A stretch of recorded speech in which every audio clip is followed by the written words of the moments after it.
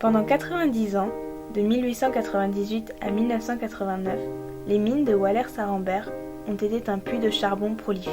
Seul espace minier, constitué de 3 chevalements, il y avait plusieurs milliers de mineurs qui se relayaient chaque jour pour extraire ce précieux or noir. Je m'appelle Aimable, ancien mineur. J'ai démarré à 15 ans et j'ai fini, j'ai 27 ans de travail au fond de la mine. En 1989, les mines ferment et sont données à la destruction. Jusqu'au jour où Claude Berry tombe sous le charme de ce site historique et souhaite y faire son film Germinal. Et il trouve que le petit chevalement qui est derrière correspond vraiment bien à son plateau.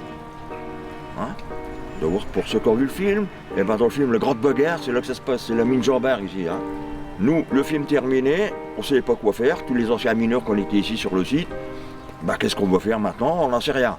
Comme les décors du film Germinal nous avaient plu, mais vraiment plu, on a demandé à Berry si on ne pouvait pas les récupérer. Il a dit, il n'y a pas de problème, je vous laisse 2 mois.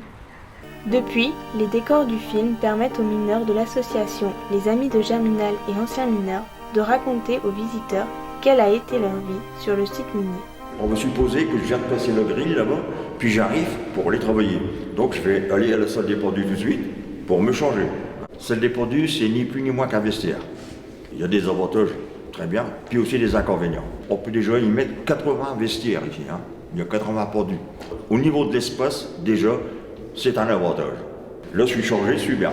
J'arrive ici, et puis au matin, il va être 5h20 par exemple, le cas de 5h30, il va y avoir 300 personnes, c'est à peu près là. Et les 300 personnes avec une cigarette. Beaucoup de mineurs fumaient, 9 mineurs sur 10.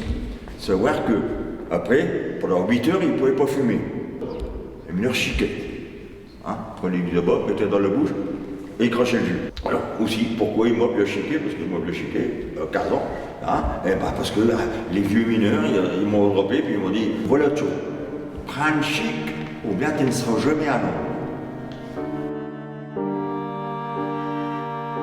Alors, on va s'imaginer qu'on est au fond de la mine, et puis qu'on est dans une galerie à l'horizontale. Donc on va creuser la pierre pour arriver à trouver la veine de charbon. Alors, le principe est le suivant, il va arriver et ce sera avec de la dynamite. Il va commencer à percer des trous, il va faire des trous à l'intérieur du massif, il va y mettre de la dynamite et il va faire tout sauter. Il va revenir, il y aura un monte-gravat, il va l'évacuer dans les petits wagonnets. Quand ça sera évacué, il va se protéger avec le bois, et quand il sera protégé, il va recommencer la même opération. Alors là, vous êtes dans les galeries que mon papa a creusées, d'accord?